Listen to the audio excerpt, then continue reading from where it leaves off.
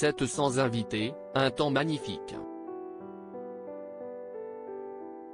Le 19 juin 2010 à la cathédrale de Stockholm, Victoria de Suède a dit oui à Daniel Westlund, son ancien professeur de sport.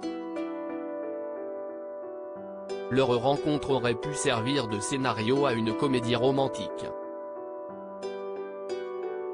Lui était professeur de gymnastique, elle élève de fitness. En 2002, ils commencent à se fréquenter mais ce n'est que 8 ans plus tard que les deux tourtereaux se diront oui devant un parterre de têtes couronnées. Toute la Suède a suivi l'événement, Victoria de Suède pénétra dans la cathédrale au bras de son père Carl XVI Gustaf.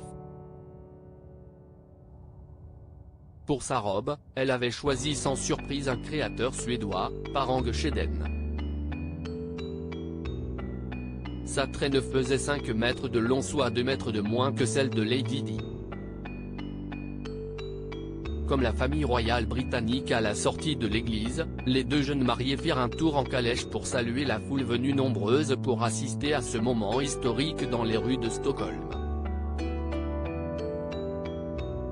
Albert de Monaco accompagné de Charlène, qui n'était pas encore son épouse, Laetitia d'Espagne et le futur roi Felipe. Les grandes têtes couronnées du continent avaient fait le déplacement. Cet événement marquera d'ailleurs la première sortie officielle du futur couple princier monégasque. Un mariage coûteux qui fait grincer des dents loin de la féerie et des extravagantes festivités, la pièce montée de 11 étages, vous avez bien lu, pesait 250 sommes, le coût du mariage a eu du mal à passer chez les contribuables suédois. Le mariage de l'héritière au trône a coûté plus de 10 millions d'euros, 100 millions de couronnés, la monnaie locale, mais seul 10% de cette somme a été payée par le roi, qui a demandé une rallonge à l'État.